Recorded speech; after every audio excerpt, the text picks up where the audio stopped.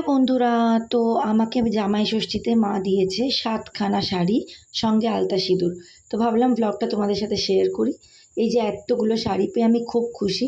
আমি তো ভাবতেই পারিনি মা আমাকে ৭টা শাড়ি দেবে। তো এটা প্রথম শাড়ি, এটা পিওর কটন কোটার ওপর। তো আমার ভীষণ পছন্দ হয়েছে। আঁচল কুচি আলাদা ছিল।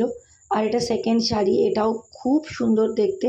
অল ওভার জমিতে এরকম কাজ আর আঁচলটা ফাটাফাটি। আর ভীষণ সফট প্রত্যেকটা কাপড়, এত পরে আরাম, মানে হাতে নিয়েই বুঝতে পারছিলাম। আর এত সুন্দর হয়েছে, আর এই শাড়িটা আমার অনেক দিনের পছন্দ ছিল।